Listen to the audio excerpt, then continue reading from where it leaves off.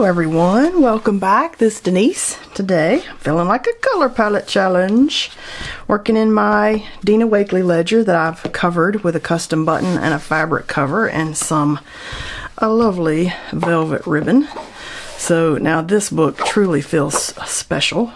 But this is how it started out if you haven't seen them. And they've been out of stock and in stock and out of stock and in stock. So they've been super popular and they need to get a whole bunch in so that we can all get 10 of them. It's like, so feeling like there should be new stock coming in when they go out. So keep checking if you're on the Ranger site and you hadn't found it. And when you find it, order several because you're gonna love it. And I just thought we would do a quick little flip through of some of the other pages that we've done, because who knows when I'll actually finish this book to do a formal flip through. But I love all the layouts that we've already done. I'm super inspired every time I come back. My goal in these color palette challenges is to pick two colors, white and black, and to just mix and have fun without getting hung up with, this has got some oil pastel on it that I still haven't taken outside to spray, so I have a piece of wax paper coating it. Yeah, I don't want to get hung up on how much of this and how much of that color did I put into it. I just want to play and have fun and experiment with different colors without making it so hard that I don't want to do it. And then we discover amazing color variations in here. And if there's a color that you really love, then you know exactly what you started with and you can get back to it and you can be more exact if you need to be. Some of these colors are really beautiful, but at least it got you playing and mixing and then discovering what some of these colors can actually do. You can do this with any paint that you want. In this other book, I have done watercolor. This is regular watercolor, and this is watercolor with watercolor ground put on the papers. So it is a different look depending on if you do it straight on the paper or you do it with watercolor ground. So you can do it with watercolor.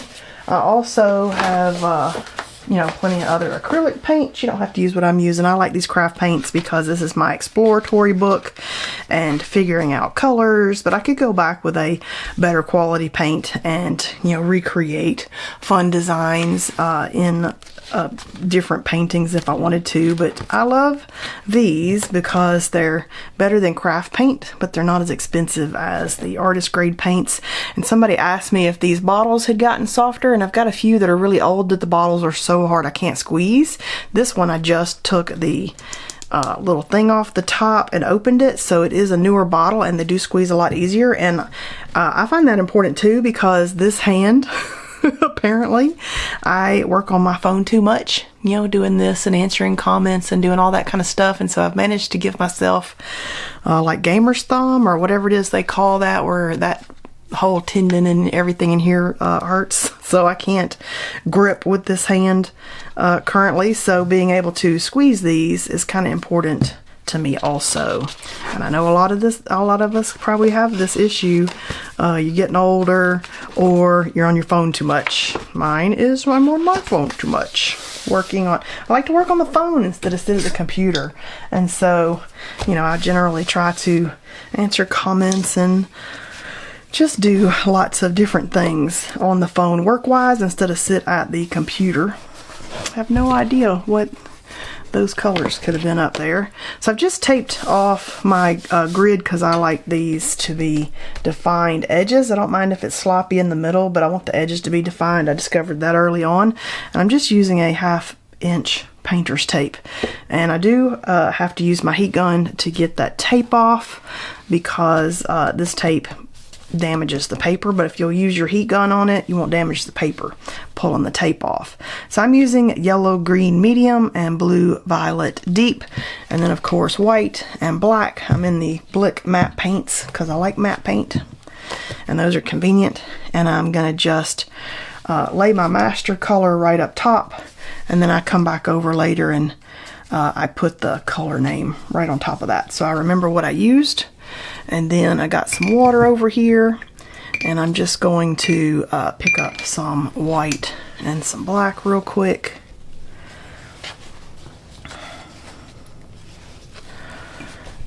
That way I know where I started. No question about what I started with and where we went with it. And these are so beautiful that these palette pages could be pieces of art in themselves. I love how gorgeous the palette page is. And so later, when I'm all done, I might possibly scan some of these in to frame and hang up here in my art room when I feel like I need to change around something, which usually is about once a year. I want to change stuff. Brush is kind of wet there. But I'm going to start off adding each color with white and then mix the two together and do white with the two together and just see the variety of color that I can get just by adding a little more white or a little more black or a little more blue than green. I mean, you can make a million colors out of just two colors and just see the variations that I can get.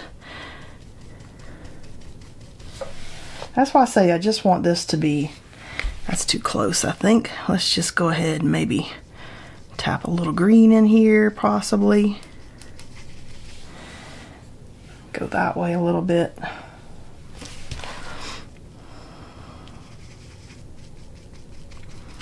So no rhyme or reason. You figure out how you like to do these and what works best for you and just play and experiment. It's all about just seeing where you can go with your colors and how many more colors you can get. You don't have to have a million colors. You can have 3 or 4 or 5 colors.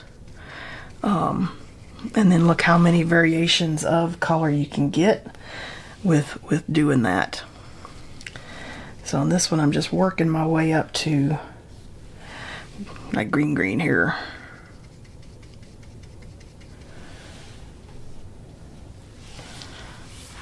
Okay, I like that. Maybe I'll go more white with the green. I've just put out 2 whites because I use a lot of white. And maybe I want to go ahead, actually maybe I want to go ahead, I might go ahead and put that down since I did it. I got a lot of paint in here, so I might go ahead and drop some of this paint over here. I'm not going for anything in particular. This is more of a abstract color study page. And what can we do with the colors that we're mixing? So maybe we can go ahead and mix blue and green and get different colors that way and just see where that takes us. You could go a little more blue. You could go a little more green. So you can see how you can really change these into just a million colors if you're just adding a little of each color as you go.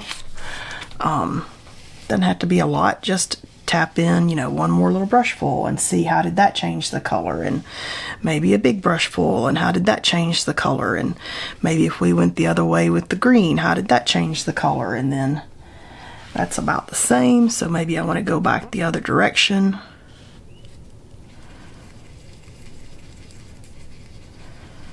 So you can see I'm not trying to be exacty. I'm trying to learn and discover and figure out what does this do if I do this or if I do that. Let's add some white into our, well, into our blue-green mixture over here. Let's just add some white in. Maybe a little more white.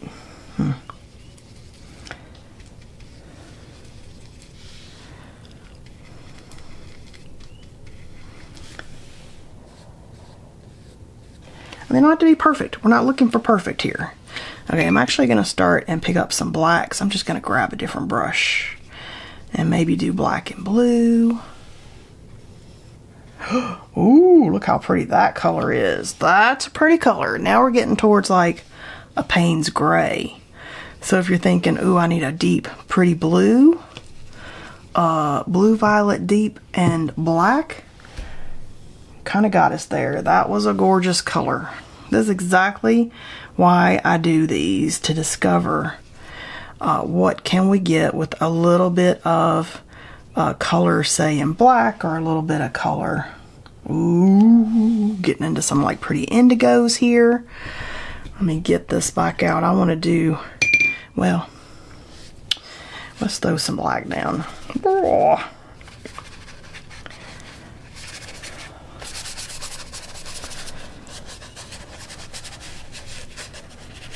And I do try to be careful to keep each page to itself, but you don't have to.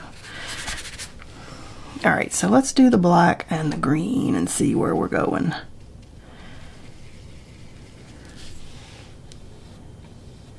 Oh, okay. A little bit darker with the green. I don't even mind if I've got some striations in there. I'm just experimenting. And then what if we did some black down here with the blue and the green? What do we get down here? I think I got white in there right now, but that's okay. We'll get into like a pretty gray. And we could add some white into our blue-black mixture up here and see what pretty grays that gets us. Maybe in with the green.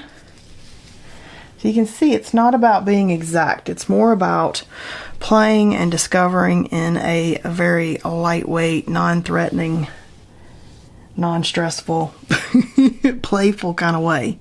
Maybe a little blue and a little green and some black. Maybe I can get that a little better. Still got white in my brush, but that's okay. It's just seeing what's the next variation. You can clean your brushes off in between. I mean, it's all about what do you want to do with your piece? Where are you going with it? It's not a big deal. Now that we've got all these in here, I kind of want to go ahead now and play on this side. And if you want, you know, if you're doing the ledger journal and you want more of your background to show through, you can do that too. I'm not doing anything specific here to allow for that, but I like that it's an option, and I like that it shows through on this page. And some people want the blue, the writing to show through. Your preference, do your book the way that inspires you. Just when I came up with this after I got it in the unboxing video, I just got so super inspired by the idea of the ledger journal and it being like a palette book, because I have an old book that I used as a palette book years ago. Let me show you that if you haven't seen it.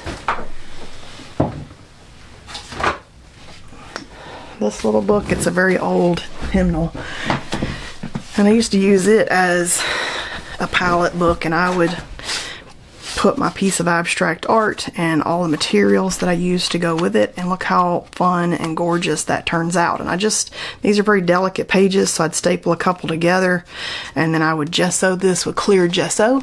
So if you can't find a ledger book, but you can find an old interesting book to do this same theory, now I'd love to have a piece of abstract art and a color palette on this page. These are fun to kind of offer a second life to a book that might have been trashed because it was no longer in good condition, or a book that maybe you found at the Goodwill or the thrift shop, maybe something online, maybe somebody's getting rid of them. I mean, these are good ways to bring new life to a book that really wasn't going to survive any other way. And I love that. And I love how each of my abstracts ends up being dramatically different than the last one that we did, just depending on what I felt like doing that day. There's no finished path that I'm working on here. No idea of like, oh, this is where I'm going. Some people, you may have like a really clear idea. Like I had a real clear idea, and let me tell you, don't forget to take the tape off. Oh crap. Had a real clear idea of what I wanted on this side, and then this side was my experimental page. If you leave the tape too long, it allows that paint to, I don't know, soak into the page, and then it tears no matter what. So try to pull the tape right after you do the swatching, so that you don't damage that paper. And if you want to be more exact with your recipes and your formulas, then go for it. I just wanted something fun that I could sit down, do, play, show you. You could sit down and play too. Dip your toes into color mixing. Have a beautiful art book when you were done. That was kind of my idea for this. More so than it being like true percentages of 50% of this paint and 10% of that paint. I just find that making it super hard especially on something where you're experimenting and playing. If you're making it super hard, then you're just not going to continue it or keep going. Whereas if you make it fun, like this was fun, and you can come back later and say, ooh, you can kind of figure out how you did that if you need to. But don't make things so hard that you then just don't want to do them. Let's put some of this black in here and maybe some of this blue. We're turning that into a weird gray, but that's okay.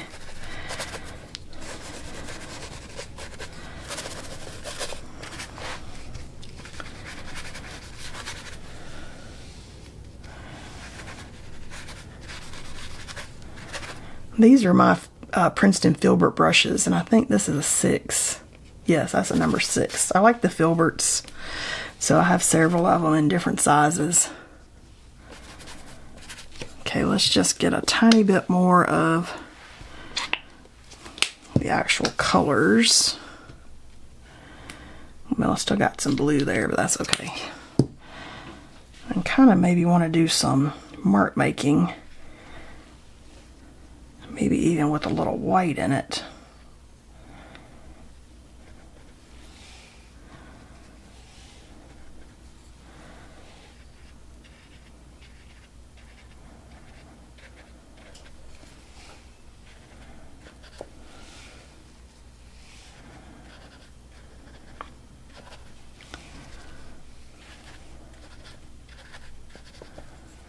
You know, some of these that I thought, oh, that's too close, when they dry, you can really see a slight variation. That's what makes some of these so fun, is even if you don't see a variation wet, sometimes that variation pops out. I love that.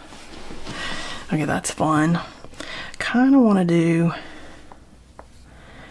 maybe some other little marks on here, just pulling some other color in.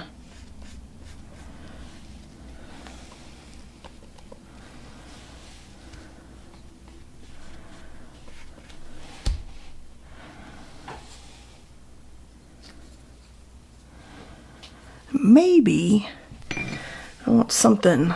Let's pull out our little bowl scraper. This is my silicone bowl scraper. And I like it because you can come and put some yummy mark making here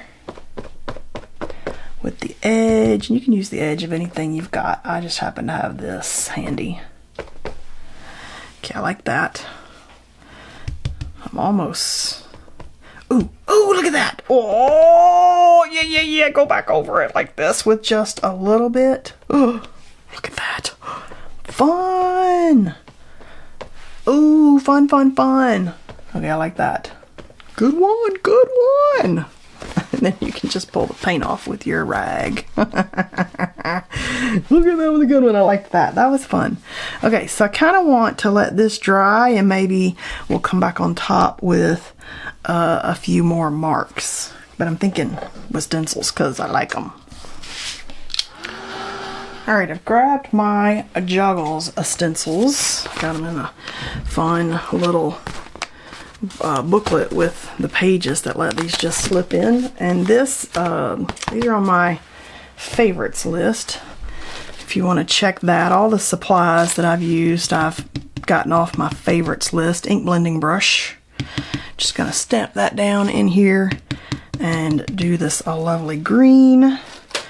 Yeah, I stopped linking individual stuff because it takes hours to link things, to find things, to do it under every video, and I just don't have enough hours to answer all the comments and make the videos and make classes. And so now I have a favorites list that I can keep updated. And I got a warning one time from YouTube of a link that had expired, or I don't know, it was an older link on an older video, and I've got hundreds of videos now, and I was like, oh goodness, now you have to make sure everything's never expired, and I just can't do that. So now we've got a favorites page. Okay, I've got too much paint, so these are kind of choppy, but if they're all kind of choppy, then it looked like it was on purpose instead of a mistake, so I'm just not even going to worry about it. Or it might look that way because it is a wonky stencil. I love it. yeah, so now I've got a favorites page. Check it out in the description. It's got all my favorites. I've got an Amazon shop with more stuff in it. Now I just throw that in water, and I just wash that in water. And somebody said theirs were stained. Mine are stained too, but they just soften right back up once they're dry, and I just keep on using them.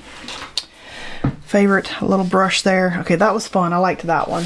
This one was ESH Patchwork 75104 off Joggles. I like that one. Good one. That was fun. Doing a little test out there. Okay, what else do I want? One more thing. Maybe with the blue. So what do I want? Maybe some dots. Okay, try not to. Oh no, I got paint over there. I did not mean to do that. Now I could go back before we get rid of all our paint here, because I know you're going to do it too. Pick a color, and we could go ahead and go back over that with something close. Doesn't have to be exact, but I know you're going to do it too, because this is what we do at our art table.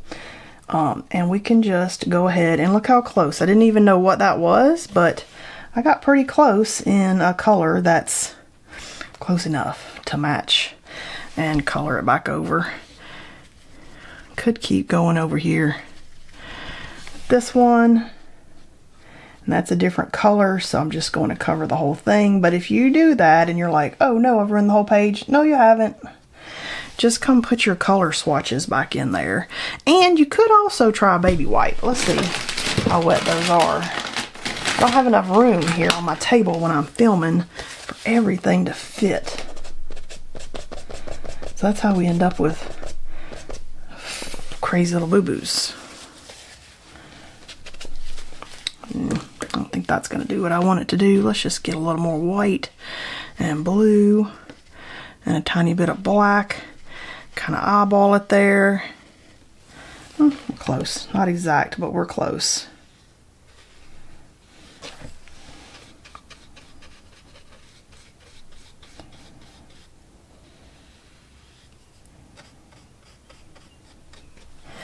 Yeah, so if you do that, like I do that, just come back on top of it. Not a big deal. Ooh, that one's pretty close. Look at that. Let's make that one fatter, because why not? And because I've got striations in some of these, it's not going to even matter if that one's perfect or not, but that was pretty close. Okay, good deal. Saved! Now it just looks like the extra paint is under it instead of right there on top of it, because I'm the worst about setting things when I don't have enough space right on top of what I'm doing. I feel like I need some dots. And there's a great stencil in the Joggles, stenciled, called Spotty Dotty. Spotty Dotty, which looks like my favorite Punchinella. Let's just see what I have done with the Spotty Dotty. I've hidden it from myself.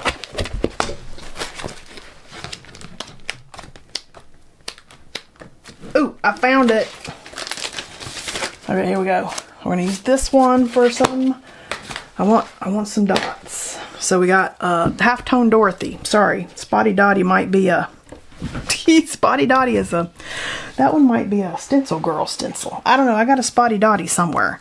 But it looks like Punchinella, which is my favorite. The little sequin waist stuff, it looks exactly like that. So, if you can't find some Punchinella, you can find some Spotty Dotty. Ooh, I kind of want it to be like blackish blue dots. So, just getting some of that going.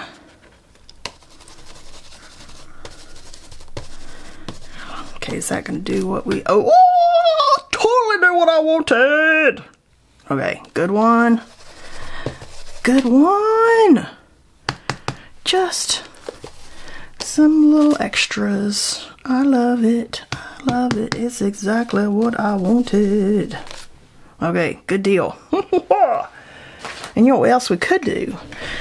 Is we could add a little bit of writing in here. Doesn't have to be exact. Or mark making with say some graphite or a pencil or something, just as an extra detail. Since I didn't do any writing or mark making already, you can do that with anything, any kind of pen or whatever you got. And it doesn't have to say anything, it just kind of looks like it might, and people are like, ooh, what does that say? And in their mind they can imagine what that says. So I like acymic writing, which is scribble that could maybe have said something, or if you've got beautiful handwriting, you could write in there if you want. Yeah, I like a little bit of, what is that under there? What does that say? It's questioning, like, what do I see?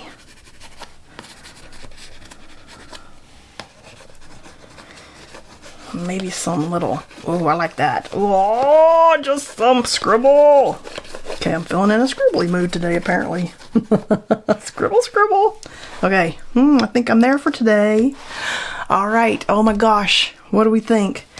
Yellow, green, medium, and blue, deep, violet. So I went with these because I liked this kind of toned down blue, but I liked this kind of a bright green pop.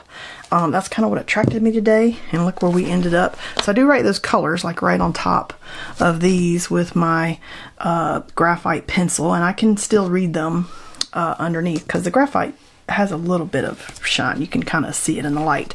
Anyway, oh my gosh, what do we think of that color today? Hope you had fun painting with me, and I'll see you guys next time.